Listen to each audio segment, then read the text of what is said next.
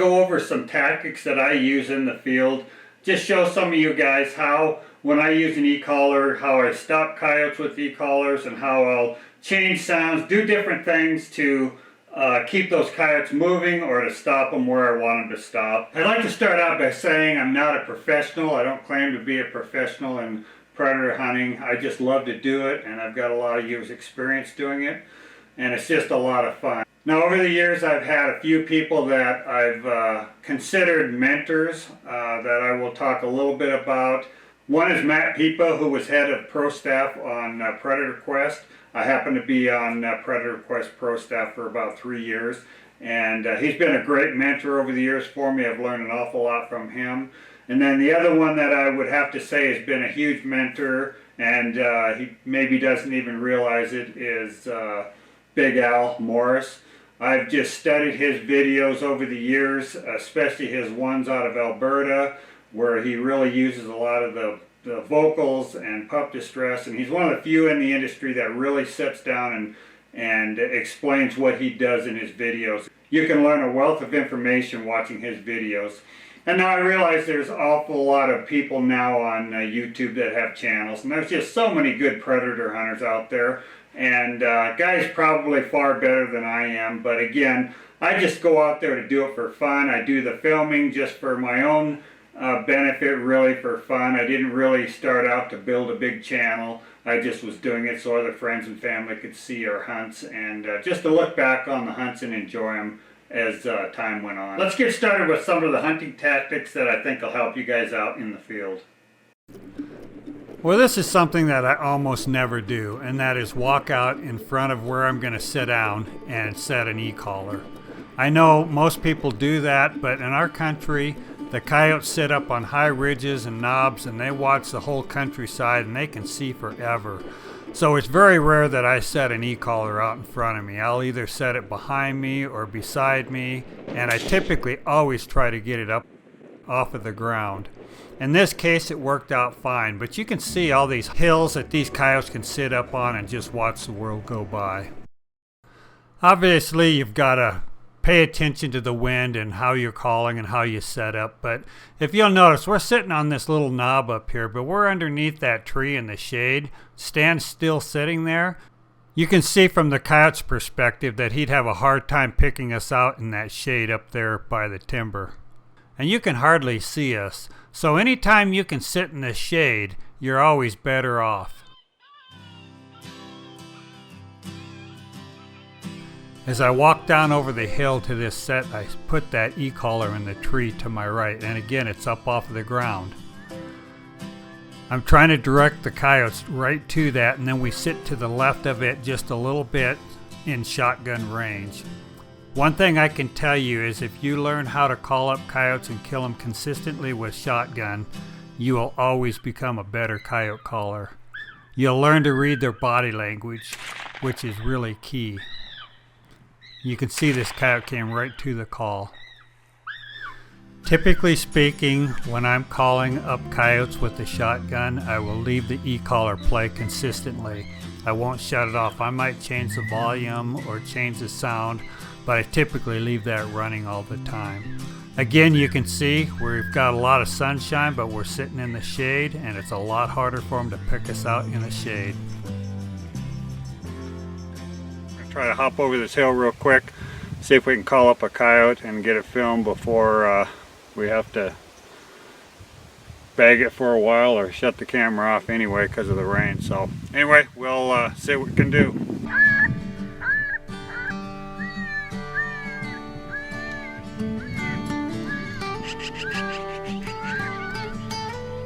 While I was trying to film all these magpies flying around, a coyote sneaks in from the far top right of the screen.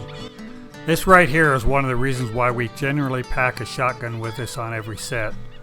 You never know when a coyote's going to show right up on top of you, even in this great big wide open country. It happens all the time.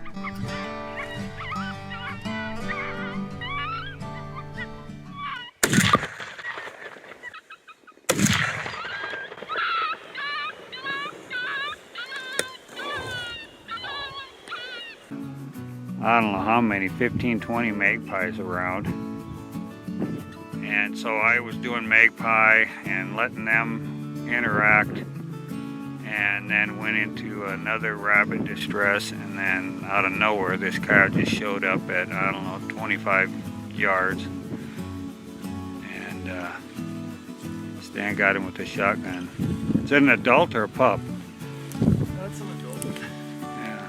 Adult female. Adult female, huh?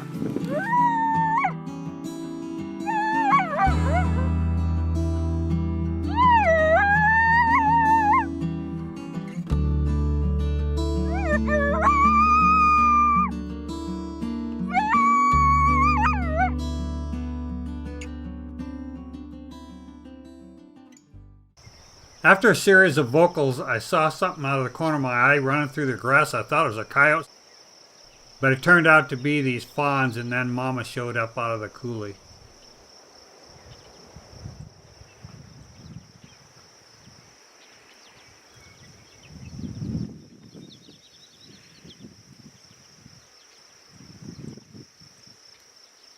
You're going to see this coyote come through the bottom of this timber, and I was hoping he was going to go to our right toward the e-collar, but he decided to go downwind a little further. With the wind swirling like it was, I was afraid he was going to wind us. Right here, when he got behind that hill, I switched the sound real quick to a softer pup distress. I wanted to keep him coming, but I didn't want him to blow by us. You can see he had tried to go around the backside of that hill and changed his mind.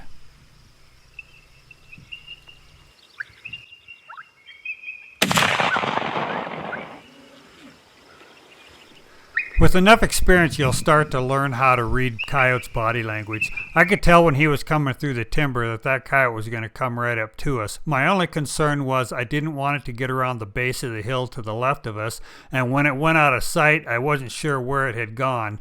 I quickly switched the sound to coax it to keep coming in the same direction it was, and it worked on this set. A lot of times if a coyote's coming and it gets down into a draw or gets behind a hill or something and doesn't show up pretty quick, one of the things I do right away is I switch sounds, because a lot of times that's all it takes to get their attention back and have them come trucking over the top of the hill and change their mind on trying to get downwind or around behind you.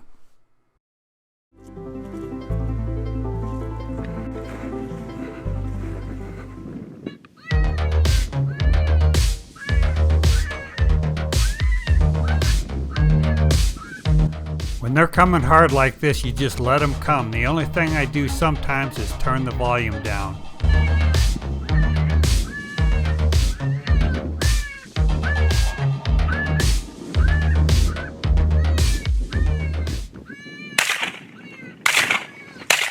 The only thing I would have done different on this set is let that first one get probably another 10-15 yards closer. I mean right in my lap, but then that second one would have been much closer. Even at that, they were still plenty close. The shots just weren't placed very good. See the blood, you see where it tumbled right down the hill. Yeah, so feeling very good there. Oh, there he is. Oh, he's right camouflage. there. Cool. I knew we'd find him.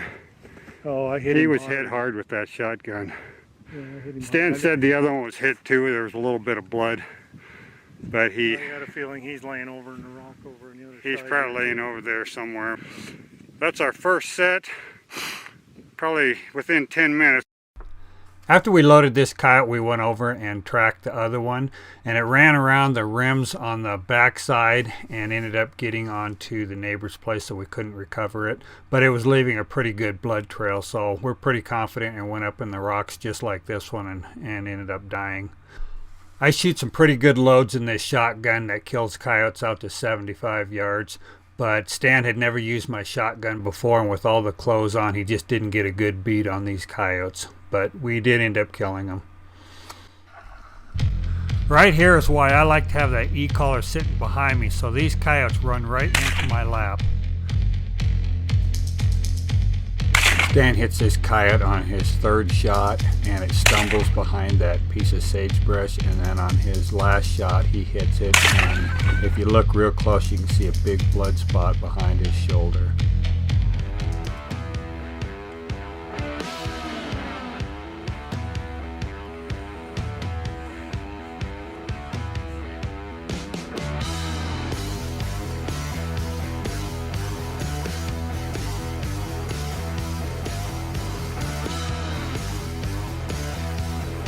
I'm calling out in wide open spaces, so in most cases we can see a coyote coming for a long ways.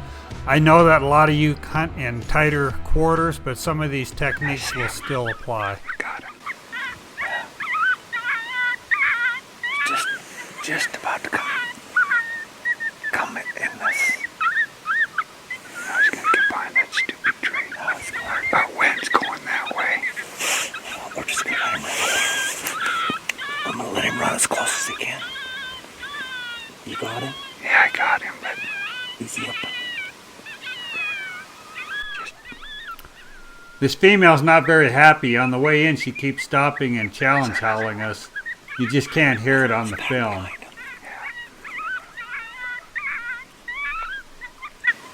Let's stop it for a minute. Just a minute. I'll put this submissive on. He's coming. Yeah, I see him. This coyote's out there a long ways and can't quite hear the sound. He's gonna get our wind. So I quickly switched back to Pup Distress 3, which is what originally got her going. See, she's just standing here not really too excited, but as soon as I turn Pup Distress 3 on, she breaks and comes right to us. Got him. Yep. Just keep zooming in on him.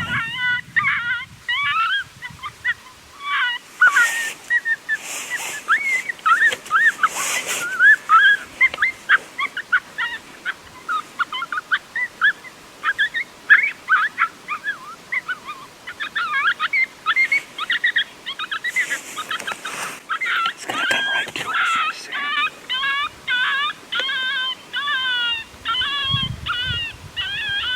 Stop it if he doesn't quit running. When you want them to stop, shut that e-collar off prior to where you want them to stop. Just a minute. I gotta let him get on the other side of that tree and I'll stop him. She went a little further than I had planned on her going and stopped right behind that tree. But then you'll notice I turned that Pup Distress on just enough to get her moving and then shut it off again so she stops. Stop him.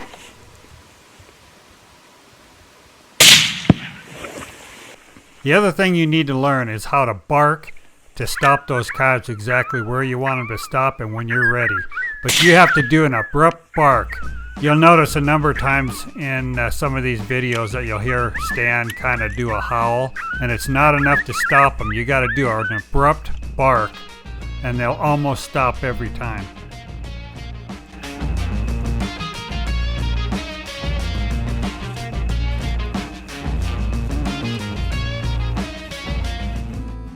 This is a real good example of a coyote that's getting too close to our downwind and going in a direction I really don't want it to, and I turn on a group howl and I get it to change its mind and come directly to the e-collar.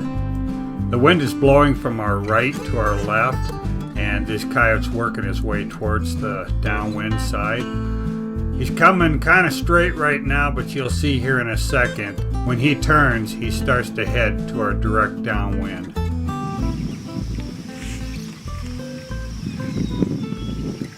Let me see if I can get him to... No, don't do anything. Just let him keep coming. I got him. Take him. As long as he doesn't... I'm afraid he's going to wind us. If you watch this coyote, he's constantly sniffing the wind. You watch him as he's moving, even as he's walking and coming in, he's sniffing that wind. But he starts to go to our downwind side, so I quickly have to turn something on to stop him from getting to our downwind, because he's getting dangerously close right now to our downwind. Just something to distract him and kind of coax him towards us and get his mind off of going downwind. In this case, it worked.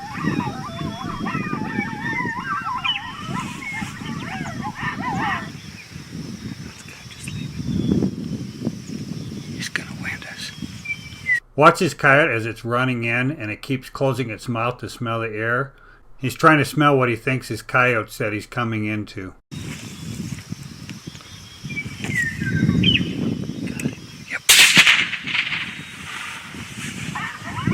There goes two more. About 5 minutes more of calling and I got one of those other two to come back in.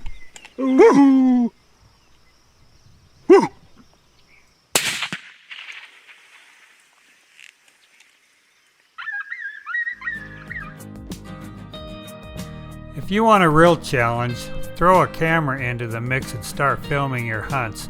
And then on top of that, try to do all the calling, filming, and stopping the coyotes and try to get decent footage, man. It's not easy. Well, the male came in first and Stan shot it. Is that the male? Yeah. And then the female came in afterwards, so. I've mentioned before, the more you coyote hunt, the better you get at reading their body language.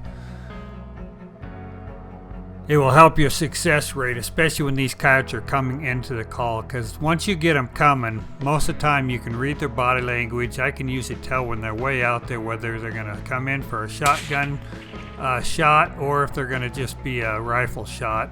Depending on what you're carrying, sometimes you don't always have a shotgun with you, then you're going to have to stop them where you need to stop them, which generally is around that 100 or 75 yard range.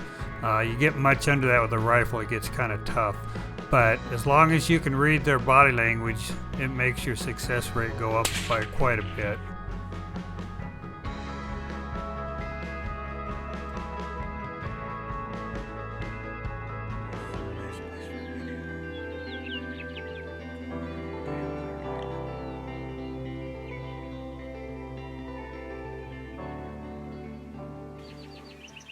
Once this coyote showed up, he stood there for what seemed like forever, so I decided I better change my sound. I changed my sound to an aggressive snort, and you'll see after 3 snorts, he starts moving.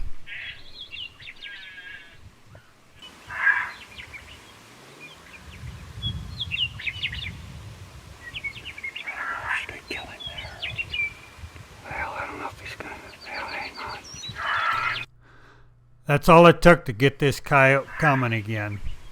Sometimes it just doesn't take much, but just something a little bit different. Should I kill him there? I like to amp up my sets and just keep them real aggressive at times. This particular set was what I consider an aggressive fawn distress set. But this coyote was clearly looking for its mate or another coyote to show up. He finally decided maybe he better get over there and get to that dying deer before another coyote shows up. Should I kill him there? Well, I don't know if he's gonna. Well, hang on. I gotta move over here because he's gonna come this way.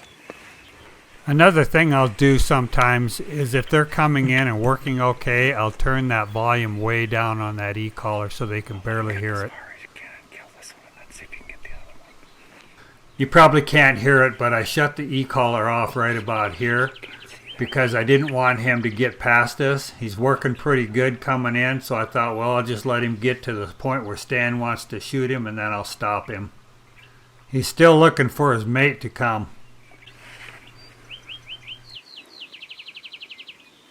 I'm gonna kill him before he gets around there too far. Yeah, take him anytime. When he stops again, I'm gonna kill him.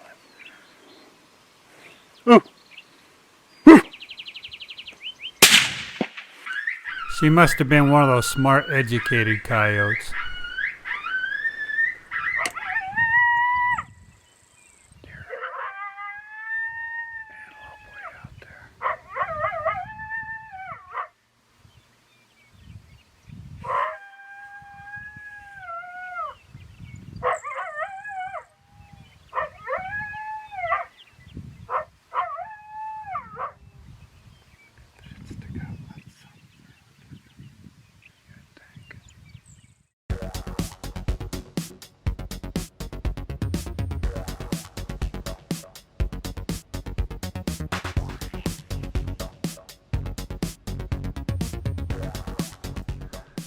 She's forced to look directly in the sun, and we're up in the shade, so she can't see us. But she thinks another set of coyotes are up there because of the howls that I did. She's curious, but you'll find out here pretty quick she's not that interested.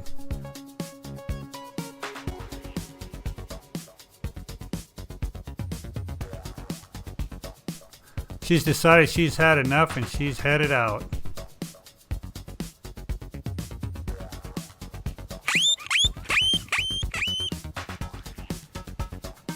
So right here is where I had to make a quick decision and throw something back out there to get her to pop back up out of that draw. So I quickly changed sounds.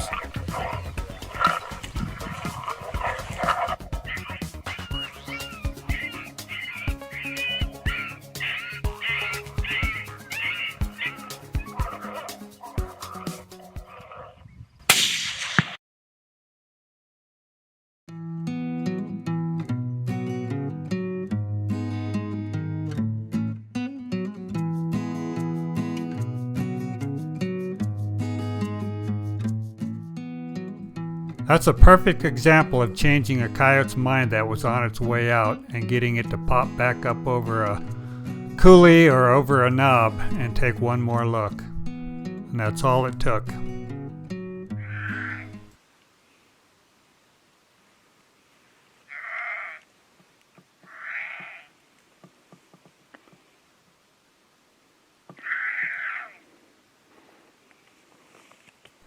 I've already shut the e-collar off because he's coming in at a pretty good clip, and I'd like him to stop on his own. He's still out there about 200 yards, so I want to give him 100 yards to slow down and get stopped. If you shut that e-collar off soon enough, a lot of times this is how they'll come in, just like you want them.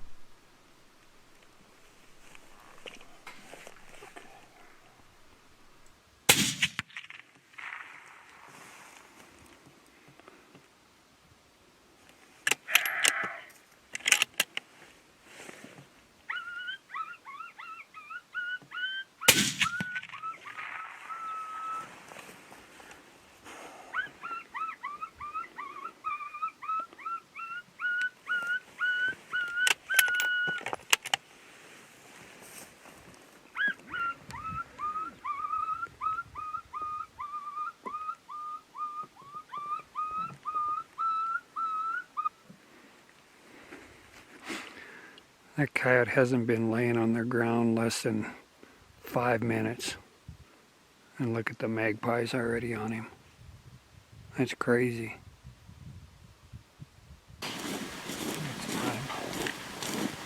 Another big Montana coyote that's used to eating venison.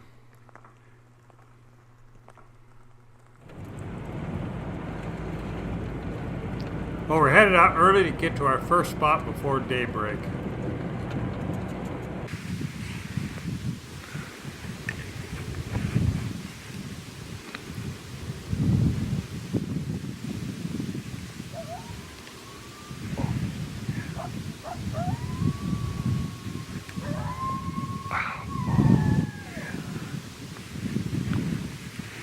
Get ready. Come to daddy.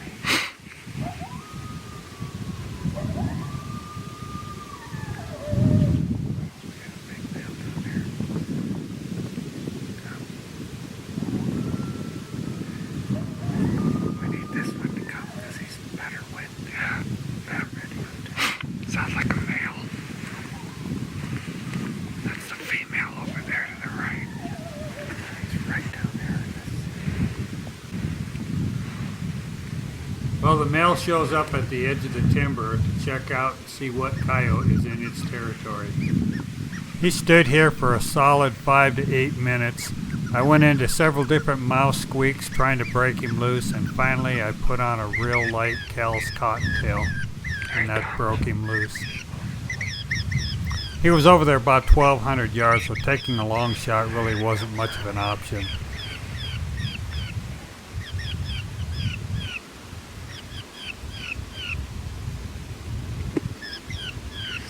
Yep.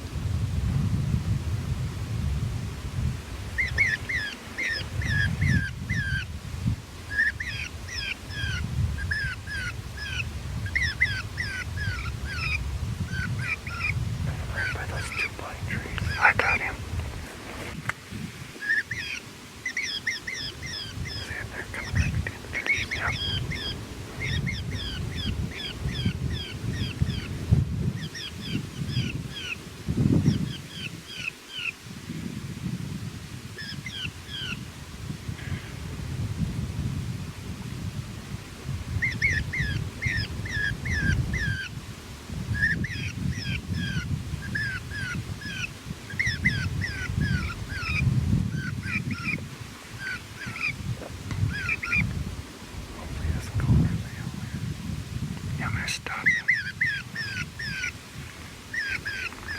This is one of those coyotes that took me quite a bit of time to get him to break loose, so I'm not about to quit calling him.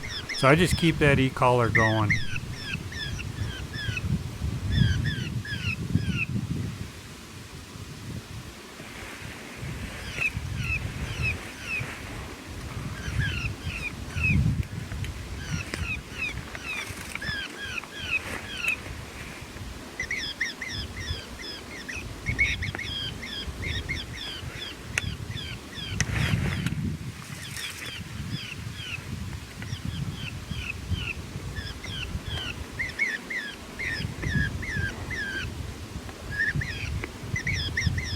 When a coyote's coming in close on you like this is where it's really important to have a good backdrop behind you and not move.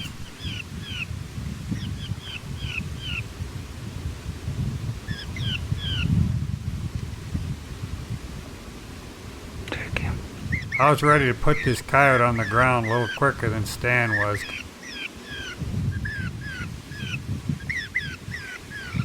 Shoot him. I haven't talked about the importance of good camo, but this coyote can see us, but he doesn't know what we are because we're camouflaged so well with the snow.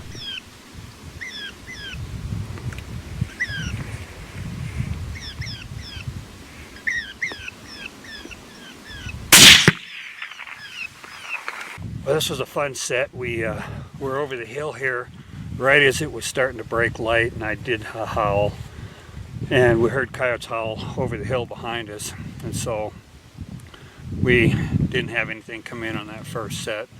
So we thought, well, let's sneak over the top of the hill, and I howled again, and they lit up right away.